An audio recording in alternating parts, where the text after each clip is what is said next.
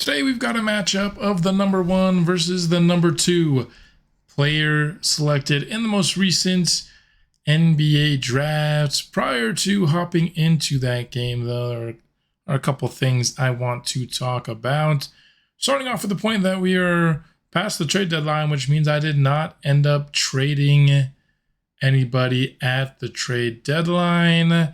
I just didn't like the thought of having to start one of our UDF, well, not start, but play one of our UDFAs for the rest of the year.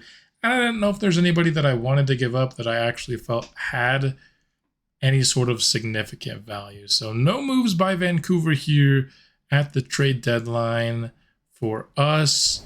I will say the Rockets did make one more move, and this was not a me move. This is just a them move at the deadline.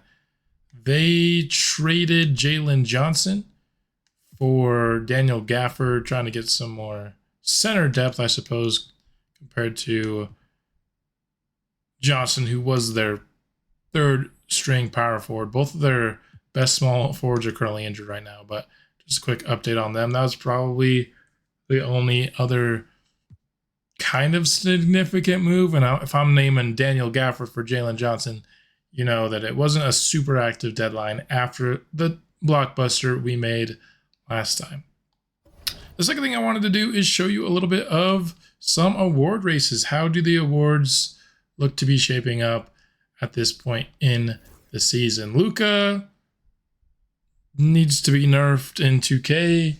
Don't want to keep beating a dead horse there, so I won't say anything more. Giannis, Wemby's in third place.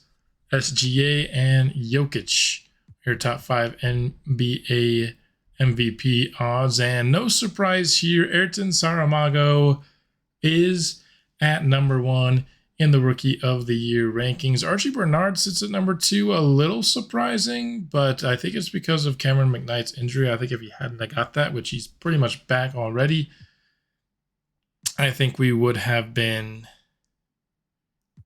in a place where we have the top 2 vote getters, both averaging over 21 points per game.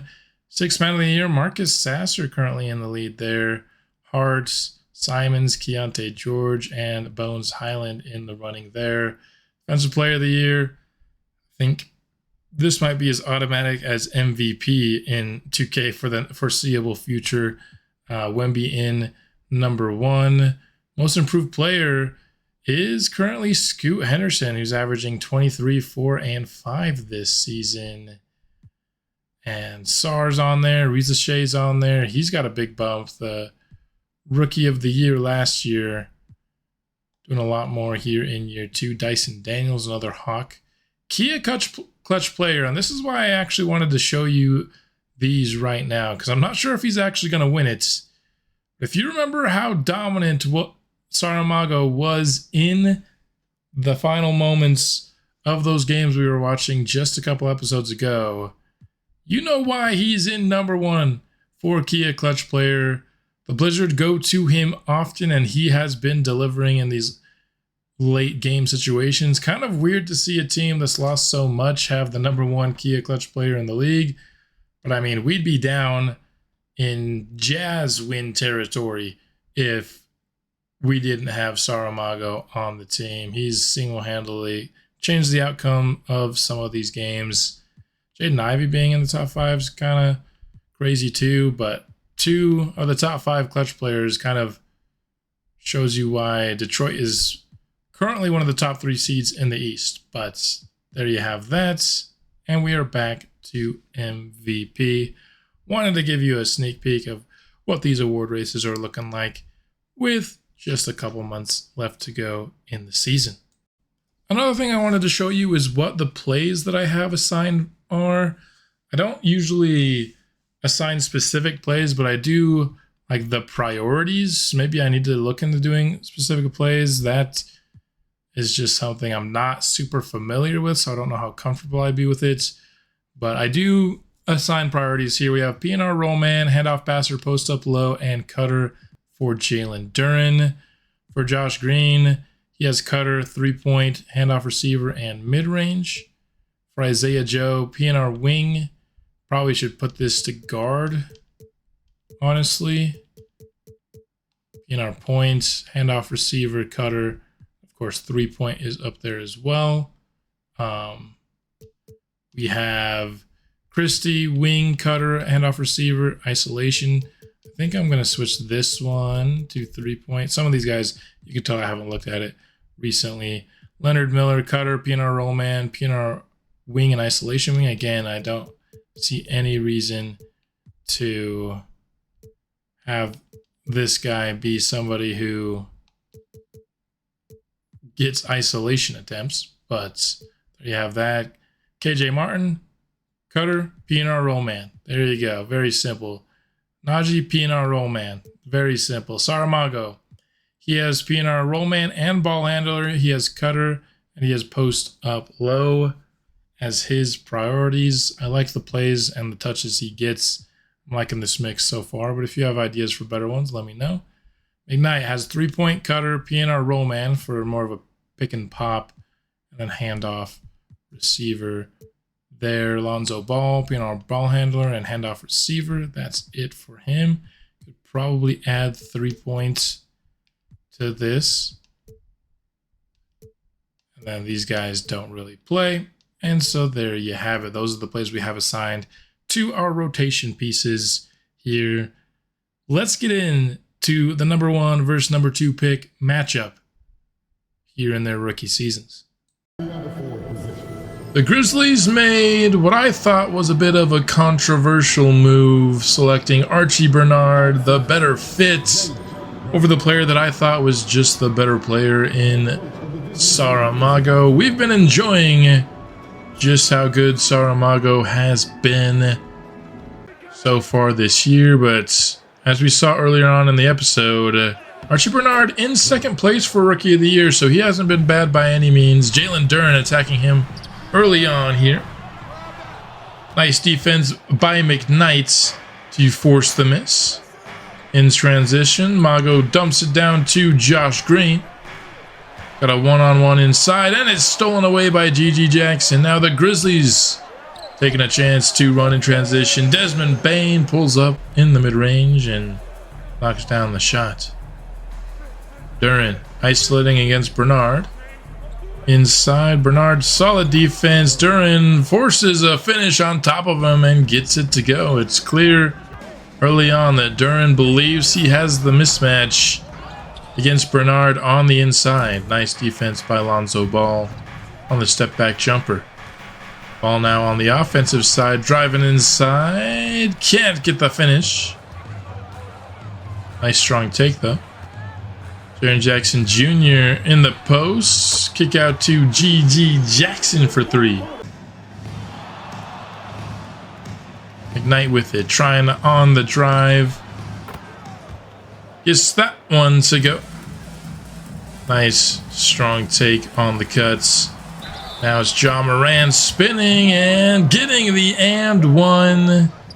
Not sure I saw the foul there, but Superstars get favorable calls. Post fadeaway won't go for Saramago. Now the Grizzlies will take it in transition. Nice defense to tip that one away. Both teams playing good defense here to start this game. A very low-scoring first quarter so far. Finally, we get to double digits halfway through it with Alonzo Ball 3. Bernard taking Zeke Naji in the post. Gets it to Desmond Bane, who flushes it home after the pump fake. Nice move by him, and Lonzo Ball, another off the dribble 3. This one won't fall for him though. In transition, a reverse layup by Triple J. Beautiful finish. Now getting the ball in the post, going against Mago, but a nice defensive effort there to force the miss. Haven't seen much from Ayrton Saramago offensively. He's going against a defensive player of the year caliber defender in Triple J. It's not an easy man to score against here. Going for it here, but blocked away. Jaren Jackson Jr. giving Mago some problems that I really haven't seen him have so far, scoring on the inside. Archie Bernard picks up another assist here, and that makes it 14 all here. About 3/4 of the way here through the first. Mago off the dribble 3, hasn't been able to get going on the inside, so he tries the 3. Not a very good first quarter for him, but Lonzo Ball with the block in transition. Mago going the other way, finds a wide open Lonzo Ball, rattling around and falls in for the triple. Nice feed there by the Rook. Grizzlies passing the ball around. Desmond Bane open for 3 and he drills it. Tied up once more. Saramago to Najee to Christie to Green. Good ball movement results. A nice catch and shoot triple for Josh Green. Christie gets Bane going on the pump fake, pulls up from the mid-range and gets it to go. This second half of the first quarter going a little bit better so far, and nice defense on the interior to force the misses. Under 10 seconds remain, one more shot left, and Saramago finally gets one to go. Been a rough first quarter for him, but nice to see one fall in the final seconds. 24-17, Blizzard over the Grizzlies after one. In the post, good defense by McKnight, but Smart gets it to go all the same. Grizzlies going back to that post matchup here. Another good defensive effort by McKnight, and this time he gets the stop. Isaiah Joe kicks it to McKnight, to KJ Martin, to Leonard Miller. Passing the ball around, and it results in a catch and shoot triple. Haven't seen much from Leonard Miller in these showcase games. Nice to see him getting involved early on with that triple. John Morant, step back 3, tons of space, and he makes the most of it. A start to the second for Morant. Miller on the drive, stripped away by LaRavia. Pass ahead. Grizzlies trying to attack early on in the shot clock. Get it to Morant on the inside, and he finishes a 7 points Ja Morant run here in the second quarter. Blizzard need to respond, and they do with an Isaiah Joe mid-range jumper. Extended the lead back to 3. Step back again for Ja Morant, and he hits it again. He's on fire to start the second. That step back jump shot looking awful smooth for Morant. McKnight couldn't get that off the dribble 3 to fall. Finally, Morant with a miss.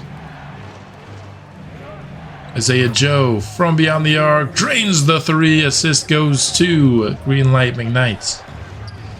Here McKnight has a nice catch and shoot opportunity, but both of the rookies struggling a little bit here to get their shots to fall. He gets another chance here. This time, not gonna miss. Drains the triple to give Vancouver back the lead, but just for a moment, as Desmond Bane responds with a 3 of his own. Inside to Leonard Miller, but can't get the finish. Off the rebound, though, Jalen Duren gets it to go with the left. From the corner, Desmond Bane gets a screen. Pulls up for the jumper off of it, but excellent defense by McKnight to force his way through the screen and right into the grill of the shooter there. Excellent defense. Having a little bit more of a struggle on offense this time, though. Could not drive by Bane. Forced to take a tough jump shot as the shot clock expired. Lonzo Ball, tons of space from the top of the arc, and he drills the 3 off of it. Jalen Duren with a block. Archie Bernard trying to get going from 3, but Duren wanted nothing from that. Unfortunately, the Ja Morant able to get the bucket on the second chance opportunity. Still a great block by Duren. On the inside, Josh Green, no good. Rebound by G.G. Jackson, and the Grizzlies are running. Archie Bernard gets a nice transition look, but he can't finish it. Still no points for the first overall pick in the draft, and Jalen Duren on the other end getting some nice production going against Archie. Shot clock winding down, and the Grizzlies get the basket. Josh Green, away to screen from Max Christie, pulls up for 3, behind it, and he had the space to get it to go. G.G. Jackson top of the key, looking for a response, and he's got it. Looking for the final shot of this game. Lonzo Ball tries to force it inside to Saramago. Throws it right to Jaren Jackson, excuse me, instead. And it's GG Jackson who gets the final bucket of the half.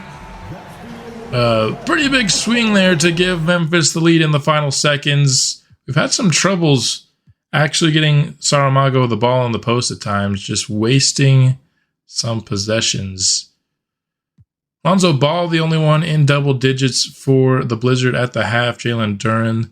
But we're kind of seeing that we can have some offensive struggles when our two rookies are kind of playing more like rookies than they have in the past. They've been our best players oftentimes.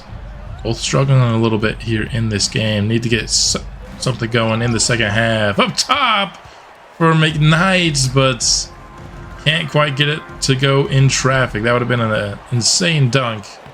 Mago going against RG Bernard. Haven't seen them go directly at each other a bunch, but Mago gets the win in that circumstance. McKnight sticking with Bane and forcing another miss.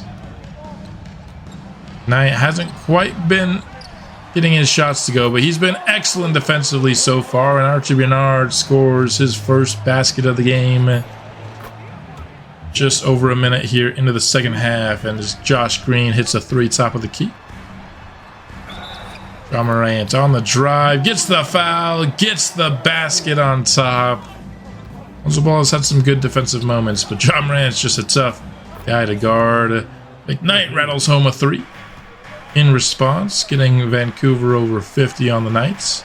Here he's on the cuts. Nice feed by Saramago, who will pick up the assist. McKnight 5 straight points. Hopefully he can get something going here in the third. In isolation, Mago going against Jaren Jackson, shutting him down, forcing the tough mid-range jump shots.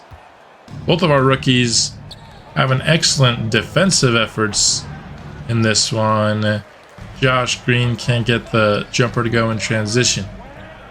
Now it's Memphis running the court on the other side, and Bernard with another basket. Morant. Nice stop there by Lonzo Ball. Vancouver running, and it's a Jalen Duren jump shot, which he hits. All right, I'll take it. Pick and roll. Morant easily gets inside, but rejected on the interior. Lonzo Ball pull-up triple is a little too strong. I like that we've been trying to get the ball out in transition a little bit more in this episode. Hasn't always worked out for us, but both teams here with a little bit more transition than I'm used to seeing, and that's kind of what we want in our 7 seconds or less system. Josh Green misses the triple. Looks like he's shaken up a bit in the hips. Saramago with a steal inside, but we have to instantly call timeouts. Josh Green not looking good there. Mago with the miss, gets his own rebound and puts it back up in it. Padding those rebounding stats. Pass inside to Jalen Duren, and we've had a lot of success in this game. Running that pick and roll against Archie Bernard, maybe showcasing the weakness of the rookie center for Memphis here. He's not quite as quick laterally as a guy like Jalen Duren, and we're taking advantage of it once again. This is Jalen Duren's best game we've had in a showcase so far in this series, and we're going to him a third straight time, giving Vancouver a 3-point lead. Nice contest by Mago. Forced the miss there. Now he has the ball. Going for 3, and he hits it. Thought we were going to go back to Jalen Duren on the inside again, but I'll take the Mago 3.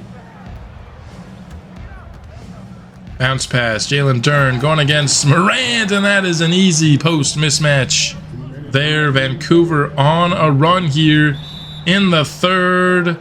And Bernard versus Mago. Mago a little bit feisty there after the jump ball, but we got to see who wins it. Whoever wins this jump ball was the pick at number 1, and I guess Archie Bernard officially was the right pick for Memphis. I think that's how you judge it, right? Whoever can win a jump ball. 70 to 65. Leonard Miller also was shaken up in this game. I don't know exactly when that happened, but he misses that triple. Now he's going on defense against Wiggins, who gets a nice finish inside.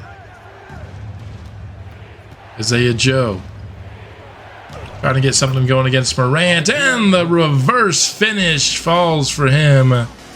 Beautiful touch at the rim for Isaiah Joe. Don't see him take many shots inside. He's more of a three-point marksman for us. McKnight trying to get the last shot of the third quarter. Stolen away by Marcus Smart.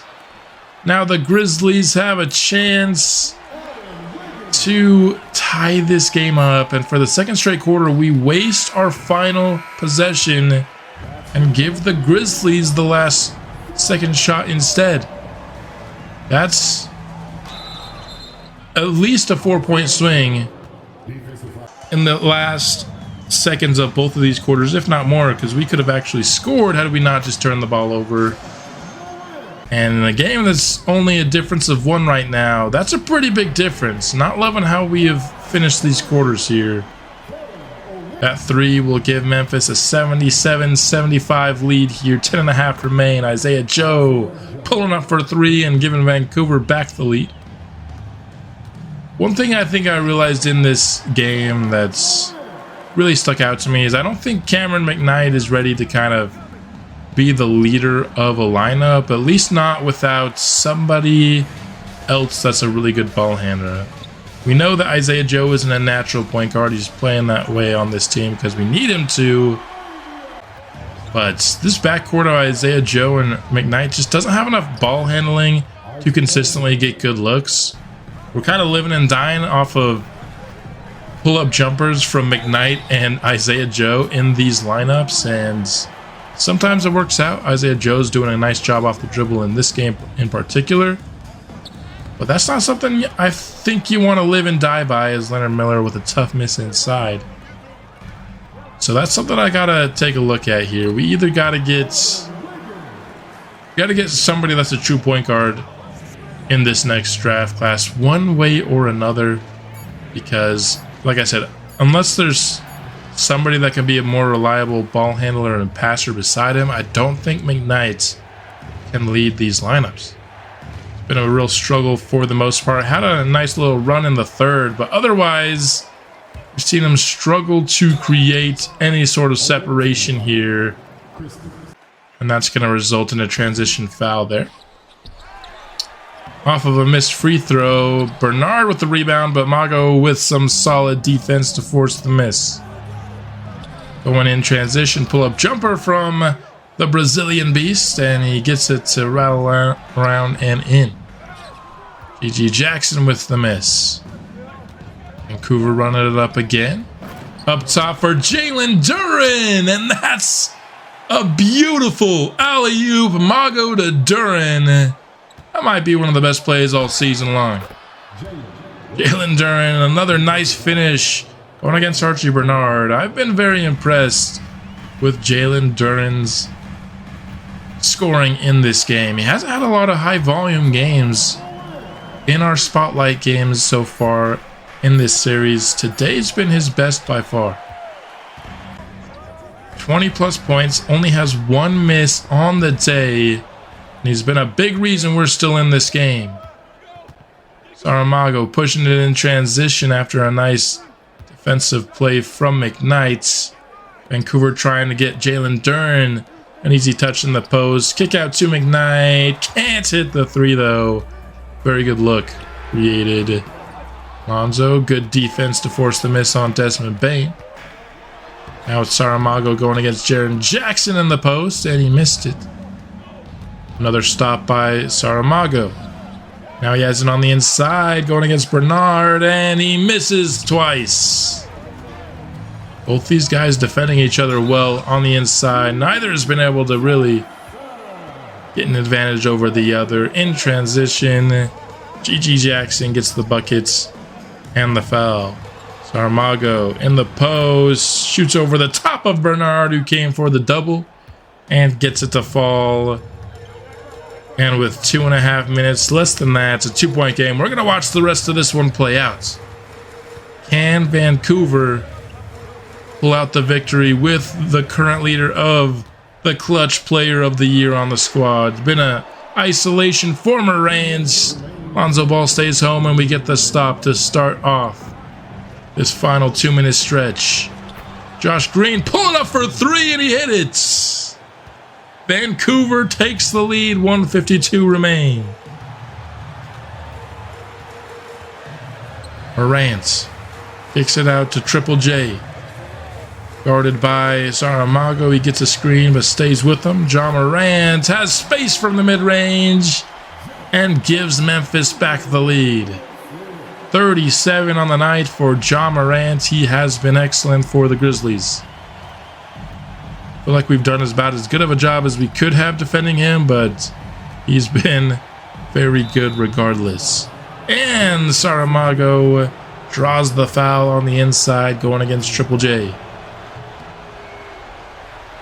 First free throw, no good for Saramago. That's a really big miss.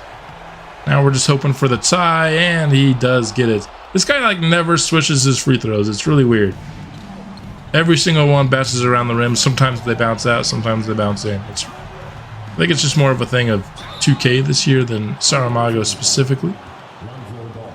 Lonzo Ball fouls Ja Morant on the drive, so he gets a couple of free throws of his own. 5 of 7 from the stripe already today. It's the first. Memphis back in front, and he hits both. 2-point lead for the home team as we approach the 1-minute mark. Trying to set up Saramago in the post, and it's knocked away again. Why are we having so much problem just getting Saramago the ball? We had McKnight open around the 3-point line on that inbound play. Decided not to go to it. Now the shot clock's winding down. Looks like we were trying to get Saramago on the post, but we took way too long. Only has 4 seconds, forced to move quickly and just can't hit it. That one was on the rim forever, deciding whether or not to go, and he just missed it. Needed more than 4 seconds, I feel like. For some reason, Lonzo was hesitant to get it to him. Down low, and Ja Morant flushes it home, gets by Lonzo Ball, and Memphis leads by 4. 33 seconds remain. We're in the end game now. Need to come up with a nice shot attempt here. Lonzo Ball pulls up for 3. Not a ton of space. And that's not the shot you need.